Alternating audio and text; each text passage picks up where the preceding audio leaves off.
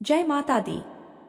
चैत्र नवरात्रि का पावन पर्व शुरू हो चुका है और आज है पहला दिन, मां शैलपुत्री की आराधना का दिन। यह वही दिव्य स्वरूप है जो भक्तों के जीवन से दुख, दरिद्रता और संकटों को दूर कर सुख, शांति और समृद्धि का आशीर्वाद देती हैं। लेकिन क्या आपने कभी सोचा है, जब एक भक्त पूरी तरह टूट जाता है, जब उसके जीवन में हर रास्ता बंद हो जाता है, तब क्या सच में मां उसकी पुकार सुनती है? आज की यह कथा सिर्फ एक कहानी नहीं है, बल्कि अटूट विश्वास, कठिन परीक्षा और मां की असीम कृपा का जीवंत प्रमाण है। तो मन को शांत कीजिए, आंखें बंद करके मां शैलपुत्री का स्मरण कीजिए और इस अद्भुत कथा में पूरी श्रद्धा के साथ डूब जाइए। और हाँ, कथा शुरू करने से पहले वीडियो को लाइक जरूर करें और कमेंट में जय माता दी लिखकर मां का आशीर्वाद प्राप्त करें। या देवी सर्वभूतेषु मां शैलपुत्री रूपेण संस्थिता। नमस्तस्य नमस्तस्य नमस्तस्य नमो नमः। बहुत समय पहले की बात है। हिमालय की तलहटी में बसे एक छोटे से गांव में माधव नाम का एक निर्धन ब्राह्मण अपनी पत्नी सुमति और छोटे से पुत्र के साथ रहता था। माधव अत्यंत सरल, संतोषी और मां शैलपुत्री का परम भक्त था। उसके पास धन संपत्ति के नाम पर कुछ भी नहीं था, लेकिन उसके हृदय में मां के प्रति अटूट विश्वास का अनमोल खजाना था। माधव का जीवन अत्यंत कठिन था। वह रोज जंगल जाकर लकड़ियां काटता और उन्हें बेचकर जो थोड़े बहुत पैसे मिलते, उन्हीं से अपने परिवार का भरण पोषण करता। कई बार तो ऐसी स्थिति आ जाती कि पूरा परिवार केवल पानी पीकर ही सो जाता। फिर भी माधव और सुमति ने कभी शिकायत नहीं की।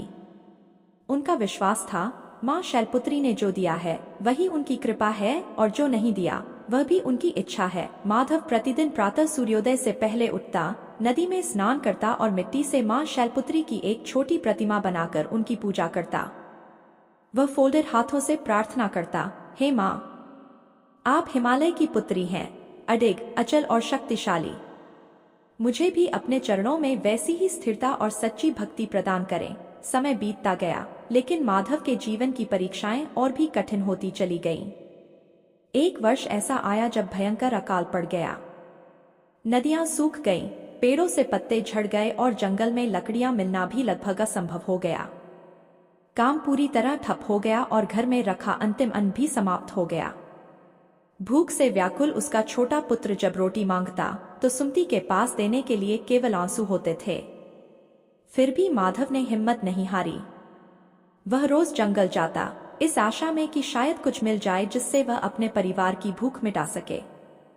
लेकिन दुर्भाग्य उसका पीछा नहीं छोड़ रहा था। एक दिन जंगल में भटकते समय उसका पैर फिसल गया और वह गहरी खाई में जा गिरा। उसके पैर की हड्डी टूट गई और पूरा शरीर लहूलुहान हो गया। किसी तरह घिसटते हुए वह घर पहुंचा, लेकिन अब वह चलने फिरने के योग्य नहीं रहा। घर की स्थिति और भी दयनीय हो गई। बीमारी और भूख ने पूरे परिवार को जकड़ लिया। माधव के घाव सड़ने लगे, घर में न औषधि थी और न अन्न। अकाल के कारण पड़ोसियों ने भी मुंह मोड़ लिया था। सुमति ने अपने गहने, जो उसकी शादी की अंतिम निशानी थे, भी बेच दिए, लेकिन वे पैसे भी बीमारी और भूख की भेंट चढ़ गए। अब सुमति के पास केवल एक ही सहारा बचा था, मां शैलपुत्री की वह मिट्टी की प्रतिमा। वह दिन रात उनके चरणों में गिरकर रोती और प्रार्थना करती, हे शैलपुत्री मां, हमने कभी किसी का बुरा नहीं किया, फिर हमारे साथ ऐसा क्यों हो रहा है? क्या आपकी भक्ति का यही फल है? मेरा पति मृत्युशैया पर है और मेरा बच्चा भूख से तड़प रहा है। हे मां, हमारी रक्षा करो। लेकिन कष्ट कम होने का नाम ही नहीं ले रहे थे। माधव का ज्वर इतना बढ़ गया कि वह प्रलाप करने लगा। उसे आभास होने लगा कि उसका अंत निकट है।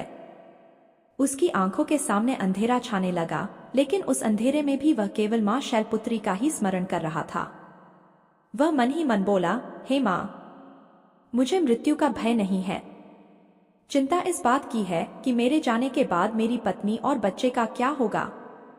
क्या मैं आपकी सेवा के योग्य नहीं रहा? उसी रात आकाश में काले बादल छा गए।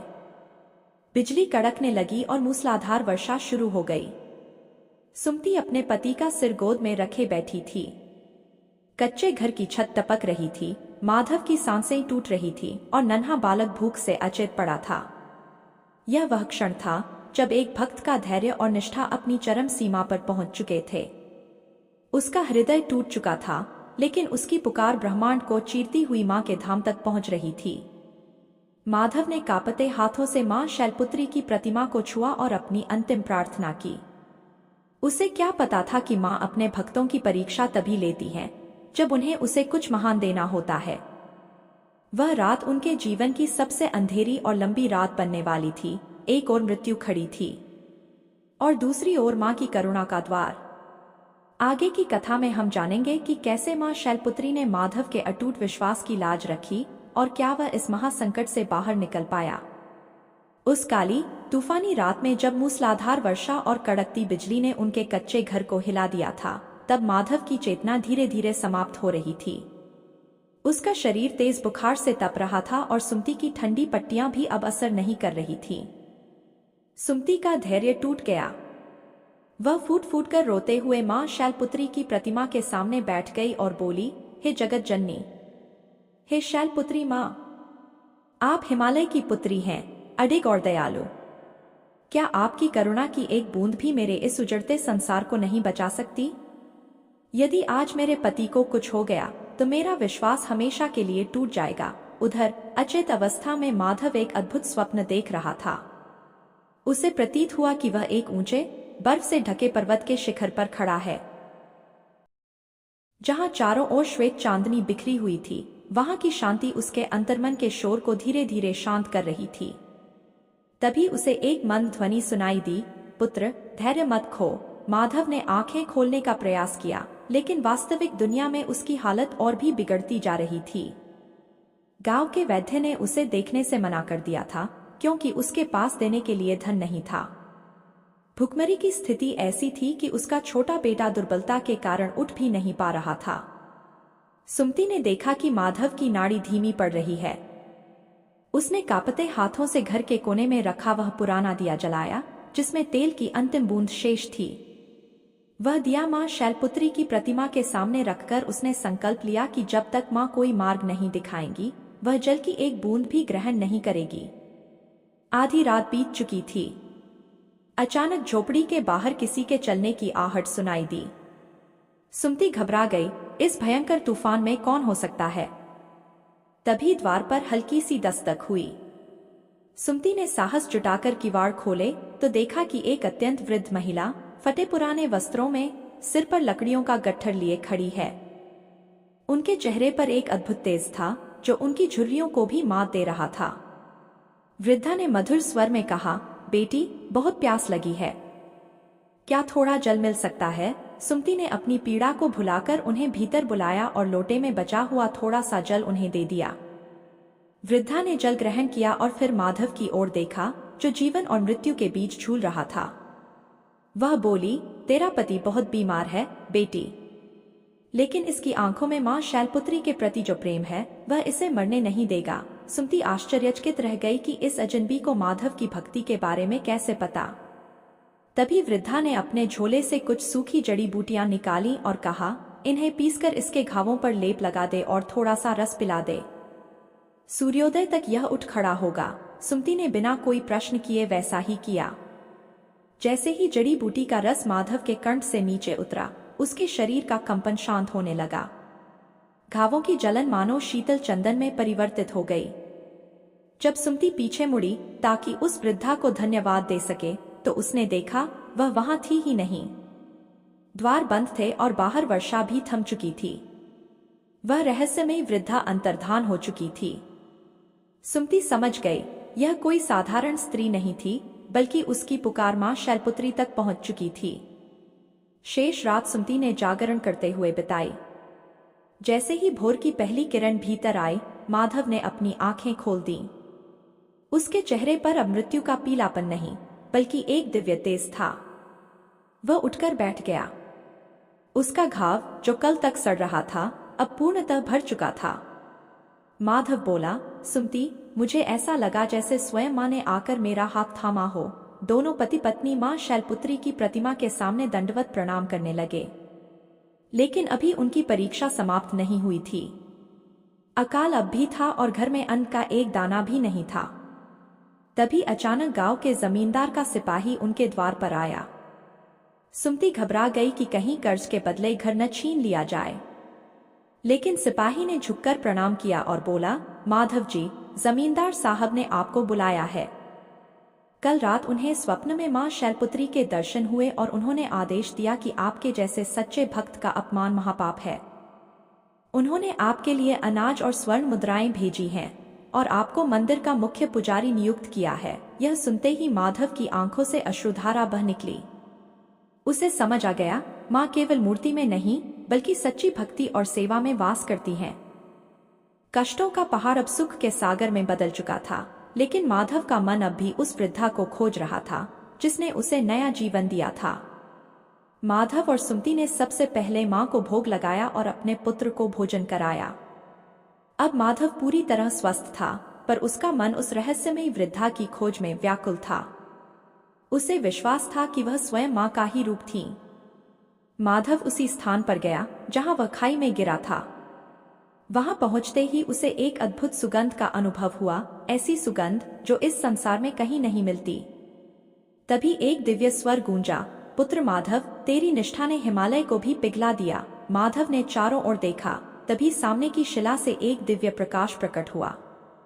धीरे धीरे वह प्रकाश शांत हुआ और उसके सामने वृषभ पर सवार, मस्तक पर अर्धचंद्र धारण किए, एक हाथ में त्रिशूल और दूसरे में कमल लिए, स्वयं मां शैलपुत्री प्रकट हुई। माधव उनके चरणों में गिर पड़ा और रोने लगा। मां ने उसे उठाकर कहा, पुत्र, तूने अपने दुख में भी मेरा साथ नहीं छोड़ा। यही तेरी सच्ची भक्ति है। उन्होंने बताया, वह वृद्धा मैं ही थी जो तेरी परीक्षा लेने आई थी। माधव बोला, मां, मैं तो एक तुच्छ ब्राह्मण हूँ, मुझ पर इतनी कृपा क्यों? मां मुस्कुराई, जो भक्त विपत्ति में भी अडिग रहता है वही मुझे सबसे प्रिय होता है। मां ने उसे आशीर्वाद दिया, तेरे घर में कभी दरिद्रता नहीं आएगी। जैसे ही मां ने त्रिशूल भूमि पर स्पर्श किया, सूखा जंगल हरा भरा हो गया, नदियां बहने लगीं और अकाल समाप्त हो गया। इसके बाद मां अंतर्धान हो गई। माधव जब घर लौटा तो उसकी झोपड़ी एक सुंदर भवन में बदल चुकी थी। पूरा गांव आनंद में डूबा था। धीरे धीरे वहां एक विशाल मंदिर बना जहां हर दुखी को सहारा मिलने लगा। माधव की कथा दूर दूर तक फैल गई, लेकिन वह स्वयं को हमेशा मां का सेवक ही मानता रहा। समय बीतता गया और वह स्थान एक पवित्र तीर्थ बन गया। आज भी मान्यता है, जो भक्त नवरात्रि के प्रथम दिन मां शैलपुत्री की इस कथा को श्रद्धा से सुनता है, उसके जीवन से दरिद्रता और कष्ट दूर हो जाते हैं। तो भक्तों, यह थी मां शैलपुत्री की अद्भुत और चमत्कारी कथा, जो हमें सिखाती है कि सच्ची भक्ति कभी व्यर्थ नहीं जाती। जब इंसान हर तरफ से हार मान लेता है, तब मां अपने भक्त का हाथ थामकर उसे अंधकार से उजाले की ओर ले जाती है। अगर आपके जीवन में भी कोई कष्ट, परेशानी या बाधा है, तो पूरे विश्वास के साथ मां शैलपुत्री का स्मरण कीजिए, क्योंकि मां अपने भक्तों की पुकार अवश्य सुनती है। इस पावन चैत्र नवरात्रि पर मां से प्रार्थना करें कि वे आपके जीवन से सभी दुखों को दूर करें और सुख समृद्धि से आपका घर भर दें। अगर आपको यह कथा पसंद आई हो तो वीडियो को लाइक जरूर करें, अपने दोस्तों और परिवार के साथ शेयर करें और चैनल को सब्सक्राइब करना बिल्कुल न भूलें। और कमेंट बॉक्स में जय मां शैलपुत्री लिखकर मां के चरणों में अपनी श्रद्धा जरूर अर्पित करें। आप सभी पर मां की कृपा सदा बनी रहे। जय माता दी।